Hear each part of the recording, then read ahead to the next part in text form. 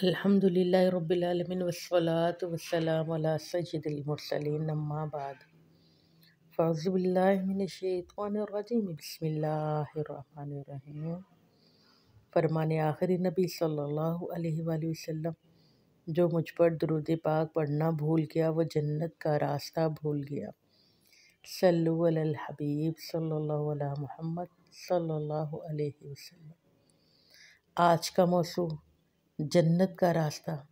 اللہ سے دعا اس کے متعلق مجھے حق اور سچ کہنے کی توفیق عطا فرما دے، جو غلطی خامی ہو جس سے معاف فرما دے، آمین اللہم آمین۔ سید عالم صلی اللہ علیہ وآلہ وسلم نے فرمایا، اللہ تعالیٰ قیامت کے دن ارشاد فرمائے گا، میری عظمت کے خاطر ایک دوسرے سے محبت کرنے والے آج کہاں ہیں؟ میں انہیں اپنے سائے میں جگہ دوں، اور آج میرے سائے کے علاوہ کوئی اور سایہ نہیں ہوگا۔ اور آقا علیہ السلام فرماتے، اللہ کے نزدیک تمام عمل میں سے سب سے زیادہ افضل عمل ہے وہ علم پڑھنا ہے۔ اللہ کی محبت کے لیے علم پڑھنا، اور اللہ ہی کے لیے لوگوں سے محبت کرنا، اور اللہ ہی کی رضا کے لیے لوگوں سے دشمنی کرنا، یعنی کہ دشمن کے ساتھ دشمنی رکھنا، کافروں کے ساتھ۔ اور آقا علیہ السلام کے سے ایک بار ابو ذر غفاری نے عرض کی، یا رسول اللہ، اگر بندہ عمل نہ ویسے کرے مگر کسی سے محبت کر لے، آپ آقا علیہ السلام نے فرمایا، جو سچی محبت کرتا ہے صرف اللہ کی رضا کے لیے، قیامت کے دن اللہ کی انہی کے ساتھ اسے اٹھائے گا جس سے وہ سچی دنیا میں محبت کرتا ہے۔ پتہ چلا جو اللہ کی رضا کے لیے محبت کرتا ہے تو وہ جنت میں ان کے ساتھ ہوگا۔ جی، جنت کے راستے آج بات کر رہے ہیں۔ آقا علیہ السلام فرماتے ہیں، اللہ فرماتا ہے، میرے خاطر محبت کرنے والے اور میرے خاطر محفل سجانے والے، میرے خاطر ایک دوسرے سے ملنے والے اور میرے خاطر خرچ کرنے والوں کے لیے میری محبت واجب ہو گئی۔ سبحان اللہ، کتنی بڑی سعادت ہے۔ اور اگلی حدیث، اگر دو بندے اللہ تعالیٰ کے لیے ایک دوسرے سے محبت کرتے ہیں اور ایک مشرق میں ہو اور دوسرا مغرب میں ہو، یعنی کہ بہت دور ہوں، مگر وہ اللہ کی رضا کے لیے محبت کرتے ہوں، تو مدنی کریم فرماتے قیامت کے دن اللہ تعالیٰ انہیں ضرور ملائے گا اور فرمائے گا، یہ وہ ہیں جس سے تو میرے خاطر جس کے خاطر تو مجھ سے محبت کیا کرتا تھا۔ اور پھر آقا علیہ السلام فرماتے، اللہ فرماتا ہے، میں بندے کے گمان کے مطابق ہو جاتا ہوں، جیسا مجھ سے گمان کرتا ہے میں اسی کے مطابق اس کے ساتھ ہوتا ہوں، اور وہ مجھے پکارتا ہے تو میں اس کی پکار کو سنتا ہوں۔ اللہ رب العزت فرماتا ہے، میں بندے کے ساتھ ہوتا ہوں، جب وہ میرا ذکر کرتا ہے تو میں بھی اس کا ذکر کرتا ہوں، جب بندہ مجھے یاد کرتا ہے تو میں بھی اسے یاد کرتا ہوں۔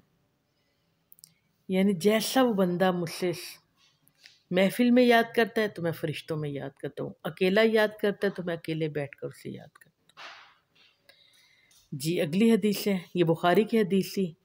آقا علیہ السلام فرماتے، اللہ فرماتا ہے، میں اپنے بندے کے اس گمان کے مطابق ہو جاتا ہوں جو وہ میرے ساتھ کرتا ہے۔ اللہ فرماتے، میں بندہ میری طرف ایک بالش آتا ہے، ایک بالش بندہ آتا ہے، اللہ فرماتا ہے تو میں ایک ہاتھ اس کی طرف آتا ہوں۔ اگر وہ میرے طرف ایک ہاتھ آتا ہے تو میں اس کی طرف دو ہاتھ اس کی طرف بڑھتا ہوں، اور بندہ اگر دو ہاتھ میری طرف آتا ہے تو میں تیزی کے ساتھ اس کی طرف بڑھ جاتا ہوں، یعنی اس کی رفتار سے جس پر اپنی رحمت اور نصرت کا نزول فرماتا ہوں، یعنی اس کی طرف میں تیزی کے ساتھ بڑھتا ہوں۔ وہ چل کر آتا ہے، اللہ فرماتا ہے میں دوڑ کر آتا ہوں، پھر اس پر اپنی رحمت اور نصرت کا میں نزول فرماتا ہوں۔ اور جب بندے اللہ فرماتا ہے میرا ذکر کرنے بیٹھ جاتے ہیں تو میں فرشتوں سے انہیں ڈھانپ لیتا ہوں، اور رحمت الہی انہیں اپنی آغوش میں لے لیتی ہے، اور ان پر سکینہ نازل ہوتا ہے۔ اللہ تعالیٰ ان کا ذکر اپنی بارگاہ میں حاضرین میں کرتا ہے۔ اللہ رب العزت فرماتا ہے کہ بروز قیامت آقا علیہ الصلوۃ والسلام نے فرمایا اللہ بروز قیامت دوزخ میں سے ایسے لوگوں کو نکال کر لے کر آئے گا جس نے ایک دن بھی اللہ کا ذکر کیا ہوگا، یعنی کہ اور اس سے ڈر گیا ہوگا۔ ترمذی کی حدیث ہے، کتنی بڑی شہادت ہے، صرف ایک دن، وہ بھی دوزخ میں نہیں جائے گا۔ اور جس نے، اللہ فرماتے ہیں، مجھے یاد کیا ہوگا اور خوف کے ساتھ اس کی آنکھ میں اس قدر اشک بار ہوں کہ زمین تک اس سے آنسو پہنچے، تو اللہ تعالیٰ قیامت کے دن اسے عذاب نہیں دے گا، اور اللہ اس کو بھی عذاب نہیں دے گا جس کی آنکھ میں اللہ کے خوف سے ایک آنسو کا قطرہ آ گیا۔ اور ایک اور حدیث میں کہ مکھی کے پر کے برابر بھی آنکھ میں آنسو آ گیا، اس کو بھی اللہ دوزخ میں نہیں ڈالے گا۔